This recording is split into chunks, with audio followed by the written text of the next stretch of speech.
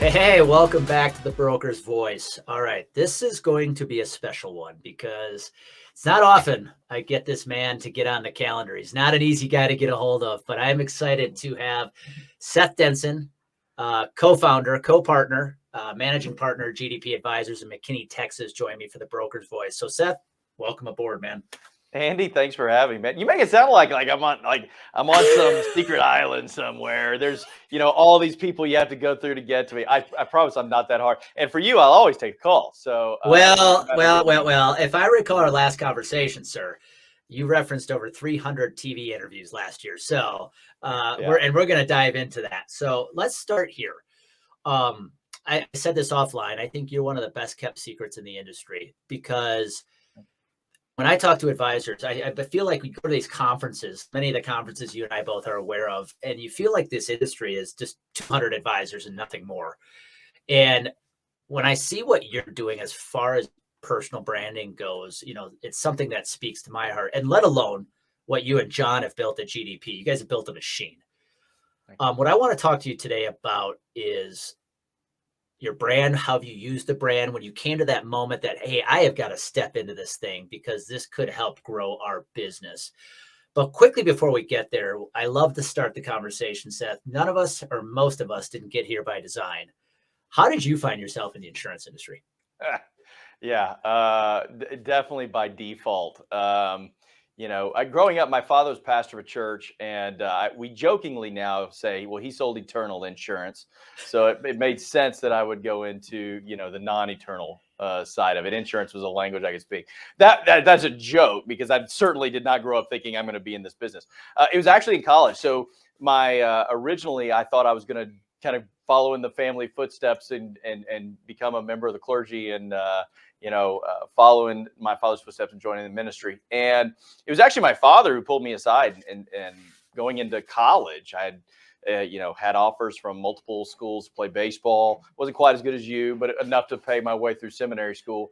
And I was really trying to decide what I wanted to do. And my dad said, why do you feel like you're called to vocational ministry? And I said, I don't know that I am called to do that. And he said, well, then don't. I think those are the guys that end up just not going so well for. So you need to, if you don't feel led to do it, don't do it. There certainly is no pressure for me, which was a great thing. And I appreciated my father for saying it. But the problem was, and you know me, Andy, personally, I have to have a goal. I have to have something I'm driving towards. And now all of a sudden, for the first time in really my entire life, outside of me thinking at one point I wanted to be, Maverick on Top Gun, I now have no plan. And so my freshman year, I stayed local. I grew up out in West Texas, so I went to community college in my hometown because I didn't want to go pursue a theological degree if I wasn't going to go into full vocational ministry. Turned down baseball scholarships, ended up ultimately, staying home. Community college, 5 times my freshman year, I changed my major. And it's community college, right? So, so finally on my 5th time, my guidance counselor, Mrs. Reed, she was fantastic, pulled me aside. She said, Seth, you're taking, English 1301. There's no need to declare a major at this point. I said, I get it, Miss Reed, but if I don't have a goal, I'm not going to ever achieve it. So I got to be working towards something. She said, okay, what do you want to do? I said, I have no idea. That's the problem. So what do you like to do? I said, well, I really like to play golf. And she said, well, how good are you? I'm terrible. I'm a former baseball player. So an 18 handicap on a good day is a really good day. And she said, okay, here's what you're going to do. Go down to the local golf course on Wednesday. I see you don't have any classes on Wednesday afternoon. At around 1 o'clock, ask the guys that are coming in to make the turn. So it's obvious they've been playing already 9 holes, about to go play another 9 in the afternoon. What they do for a living that allows them to play golf so much, and whatever that is, that's what you do. And they were all in the financial services industry. So I got my start. I was offered an internship at Merrill Lynch, ultimately turned that down, went to work for another financial firm there in Midland, Texas. I was given the insurance desk because it was the thing you give the kid that didn't know anything because it was so easy to just renew and do. And so that's what I was given, but fell in love very quickly with the business. It took me about a decade to realize my true passion in it. For the first decade, I played a lot of golf, but that's what ultimately landed me here. Well, it's interesting because you brought back a story, a memory for me, because when I was playing ball at UWM, I started out as an architectural major. And I remember getting into my sophomore year, the studio director of the architectural school basically said to me, you got to pick baseball or architecture because I was leaving studio every day to go to fall practice. Sure. And when they said that to me, the next morning I was in my guidance counselor's office becoming a business finance major because I'm like, I know why I'm here. I know what's paying the bills. And architecture ended that day and business started. So that's really what started me down the path of somehow ending up in the insurance business. But here's where I want to go. People can see it right now if they're watching this. I look terrible. My lighting's horrible. You've got a beautiful set. What we're going to talk about is branding, Seth, because I don't think our industry quite understands what it means to build a brand, especially a personal brand. We come from an industry where it's like, hey, you buy logos on business cards. And, what you've built as far as your brand is I believe, untouched in the insurance industry. But let's go back to the beginning. Take us back to that moment when you're like, I have got to try something different. I've got to start stepping out if I'm going to get the attention I need to win the business I want. Take us back to that moment. Yeah, and I'll give you a couple of steps as the lead up to that, because I think if I just go back to that moment, there'll be a little bit of backstory that'll be missed. So I left the firm I was at in 2011 to launch, at the time, JDS Benefits. 2 years later, I merged with my still business partner and one of my best friends in the world, John Powter, which, interestingly enough, we became business partners and best friends after we really engaged in business. But anyway, it was kind of we always talk about lightning happening or magic, and it certainly was. You referenced John at the very beginning and what we've been able to do together, and he deserves so much of the credit, certainly even more than I do from a business leadership perspective. But so fast forward from when I started JDS, that became GDP, it was to say, hey, listen, this industry's messed up, and I've referenced a number of times. I've talked about my friends call my Jerry Maguire moment, right? The moment where I said, hey, I'm playing a lot of golf, I'm making good money, but I'm really not bringing value to my clients beyond just shopping for rate and being the lesser of evils. And so it was really that moment of, let's do something different. Let's really focus in on really what healthcare should be and how it could work. And if we can build out a blueprint and start implementing it, we could have a real impact for our clients. And so met with John, we developed a strategy. We started implementing that strategy. Fast forward 2016, I'm done. I'm burned out. I'm over it. And it was just because you try to be all things to all people. And what you find is, to try to be good at everything, you're actually good at nothing. And so I actually remember sitting down with John and Carrie, our CFO, in 2016 and saying, man, 6-pack and a Happy Meal, and I'll sell you my half of this gig. I am done. And I don't know what I want to do, but I'll do anything. And really, this is really important to have good people around you. It's why I love seeing what you're doing with coaching, because you really need people that are imparting wisdom into you. And so I had that, and I had a coach, and we sat around and we really formulated what was the best use of my time. And the best use of my time happened to be the things I was really the best at. So all the other noise, all the other things, I had to get in my own lane and get out of those things. But once you formulate that and realize, hey, this is what I'm really good at, and this is what I need to do most of, the question then became, well, how do I get more people to want to hear me do it? And what I realized was, and you said at the very beginning, I'm the best kept secret in the industry, and that warms my heart. Thank you. My head doesn't need to be any bigger, but that's actually somewhat intentional, in that I didn't care if people in the industry knew who I was. So I didn't decide, and certainly there's some good events that people should go to. So I'm not demonizing those things. I think you need to go, you need to learn, and I do some of that. But I know I wanted to be the guy that everybody outside the industry, when they thought of the industry, said, oh, that guy. And so I really started recognizing that in order to be the best, I need to figure out the one key area or two key areas that I could be the best at. Again, not the jack of all trades, the master of one. And so I really made it a focus of understanding the financial components of both business and healthcare and how they correlate together. And so I started reading and researching and writing op-eds, and they were getting turned down by everybody, and writing blog posts and doing anything I could, right? And then that thing happened where I got the call one day. And so the whole idea behind my brand was, I wanted people throughout the country to think financial components of healthcare, Seth Denson pops in their head. That's the guy that understands the overall financial components of healthcare. Because if you can understand that, you can understand what is arguably one of the top things in any business's P&L. And if you can then formulate a conversation around solving for it, or even a conversation around understanding it, then people are going to reach out to you and say, hey, what is your take on this? What is your thought on this? And as you know, Andy, lo and behold, within a couple years. Well, within that first year, I was writing talking points for some of the biggest names in the news media whenever they'd have a story. Timing was a good thing, too. It was right in the middle of election season, so politics played a role, and every candidate was talking about healthcare. I had a thought. I got a TED Talk. I ended up getting an opportunity to write a book about it. Launched the book. It was an Amazon bestseller for about 5 minutes. My mom bought a lot of copies.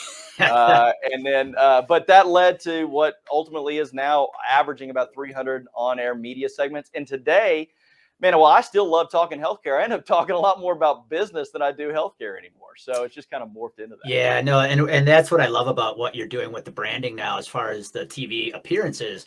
You're talking anything. It really, I feel like you're talking healthcare the least amount of time. And, I have personal experience of what it's like, because I can remember a few years ago when you called me one day and you're like, hey, man, iHeartRadio in Houston wants me to jump on to talk healthcare. I can't do it. Can you do it? I was like, heck yeah, man, I definitely want to help. And then you go, oh, by the way, the interview's at 4 a.m. in the morning. And by the way, I'm mountain time, so that's 3 a.m. in the morning. And I remember sitting in a hotel room and getting up at 2:30 in the morning, slapping myself so I could be ready for this iHeartRadio interview. But I can only imagine what it's like when you're doing 300 of those. And here's what I want you to go, because I think a lot of advisors are hesitant when they think of branding. They think it's selfish. And talk about when you leaned into it, because you and I have talked about this. At first, John was like, I don't know, what are you doing? But then when he saw the benefits that it had on GDP's bottom line, John became one of your champions. But talk about when you leaned into building Seth Denson. One, was there any hesitancy? And two, did it have any impact on business where clients were like, well, I don't know if Seth's helping us anymore. He's spending so much time over here building his brand.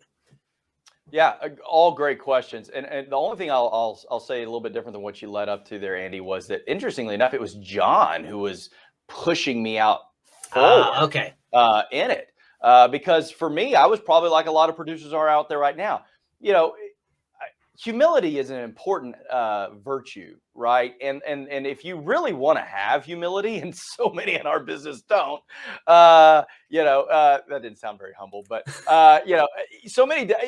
You don't want to say, well, hey, here I am, everybody look at me, right? And so there was a balance of that, of how do you put your brand, put your name out there, but do it in a way that doesn't look like, hey, look over here, look at me, I'm awesome.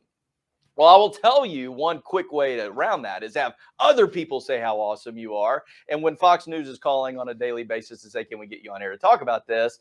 And then CNN and then some of these others, it's other people saying you're awesome. So that's an absolutely positive thing that can happen. But I think there is a way to balance out humility. And you talk about it all the time. And I will tell you, one of the first times I was introduced to you is because I found your content online. And I said, I got to know this guy, because he's everything he's saying is stuff that I agree with too. He's doing it in a way that is capturing. It's simple enough for anybody to understand, but it's taking complex issues and breaking them down in a way that makes sense. And so I reached out to you. I think that's how we got connected. I said, man, I don't know you, but I want to. And so that's really the first thing. You got to have the content, but it's got to be in a way that doesn't say, hey, look at me. It's, hey, look at you. And here's the information you need to help. And so for us, it was that putting content out there from a blog post, vlog, I think is what the kids call it. I don't know. Anyway, putting content out there, just, hey, short snippets on social media of, hey, just 30 seconds. I wanted you to understand something. This came out today. And really when all that started taking off for me was during the 2016, 2017. It was 2017 when healthcare repeal and replace was being proposed. And of course, I looked at it and said, yeah, the Republicans are out of their mind. This isn't going to do anything to solve healthcare. Not the ACA did, but this is just, one bad thing doesn't make another bad thing go away. And so I just started putting out little snippets. And I think I started with my 10 topics, and we put them out, 10 things to cure healthcare if government was really serious. And here's things you could do. And so it was that content that ultimately led to it. And so my message, and I'm going a long way around the barn, so I'm probably missing some of what you wanted here. But, I think the big thing for me was recognizing, hey, I got to just put content out there and my name's going to be attached to it. So it's got to be accurate. It's got to be genuine. That's really important. But if that does, ultimately, it was making sure those around me recognize that as my brand, a rising tide lifts all boats. And if my brand goes up, guess what? GDP's does too. Yep. Yes. And so that was really important. The other part of your question you asked, though, was, did any clients reach out and say, whoa, whoa, whoa? Yeah, absolutely. But I will tell you, I war gamed that a little bit from a perspective. I reached out to a few clients ahead of time. And I said, hey, this is a direction I think is really important. I think it's going to make me better for you, because I will tell you, the last thing you want to do when you're going on a national media broadcast in front of millions of viewers live in the morning or evening or any other time is to not know your stuff.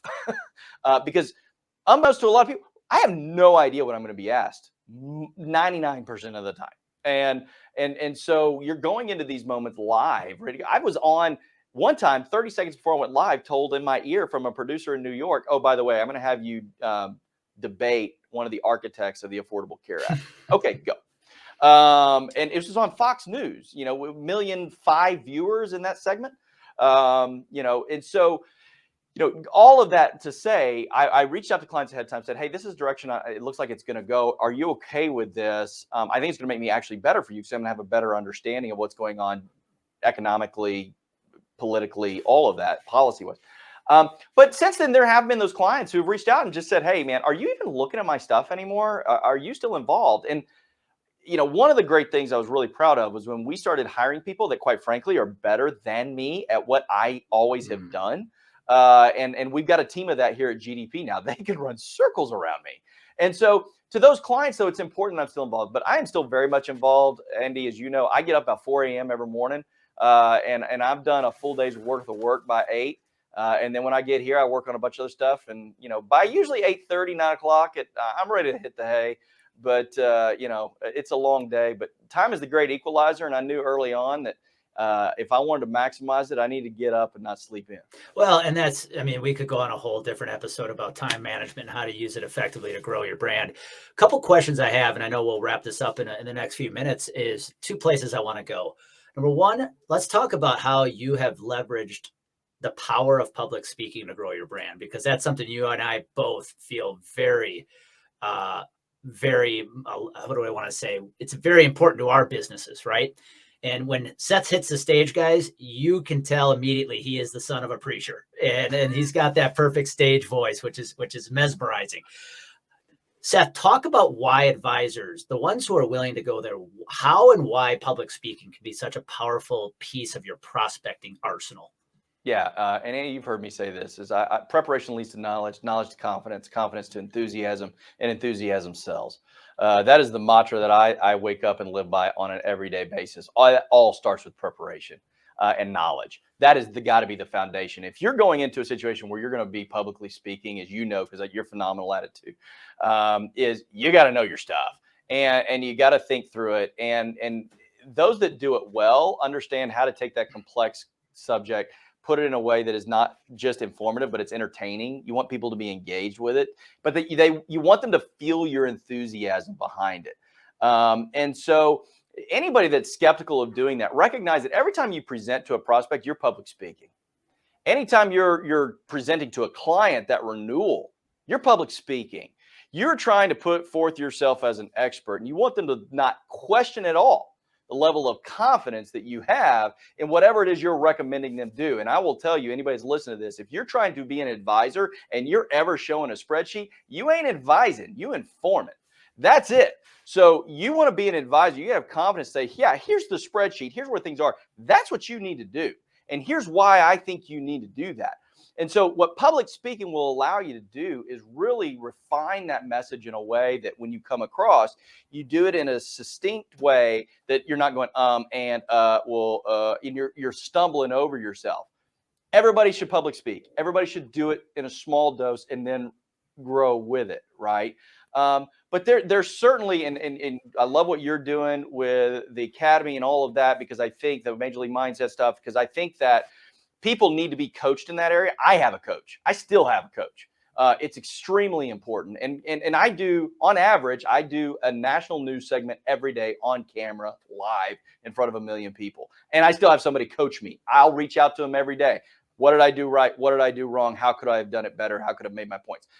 Public speaking, even if it's at your local Rotary Club, is a huge way to start building that level of confidence. You have to prepare, you have to develop that knowledge, you're going to have to get that confidence up. That's going to show that enthusiasm. And you'll be amazed when you get in front of that prospect, that C-suite prospect, the confidence and the enthusiasm will exude from you. And it'll make that CEO, CFO go, that's who we want to help advise. I experience that now with the coaching business. And I get people who will reach out and say, I don't know, I just want your help. I want your energy. I want your enthusiasm. And I'm sure you hear the same thing. And I think what you said, Seth, there, which is where public speaking and presenting form a perfect marriage, is I think we have to do two things well in this industry. We have to do know math numbers, and we have to storytell. And I've witnessed you on calls with prospects, and it's a presentation filled with math and storytelling is really what it is. And so last question here. I know when I leaned into my brand several years ago, some of the employers, some of the companies I worked alongside with were not very happy about that. And you have said, the way you articulate it is so good. If there's an agency principal listening in, somebody running an independent agency who has producers who are trying to do what you are doing, maybe what I'm doing, what advice would you give that principal? Because they're typically hesitant to let the producer do it because it's just focus on the agency's brand. What would be your message to that? Yeah, what do you have to lose? Honestly, what do you really have to lose? You're gonna, if nothing else, if nobody listens to anything they have to say, they're going to gain knowledge. They're going to gain that confidence. And so, here's the reality: everybody's got a brand. Everybody does, and I don't care who.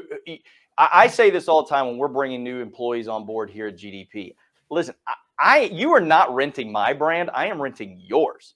And so when you come into these walls, I have now adopted and rented your brand.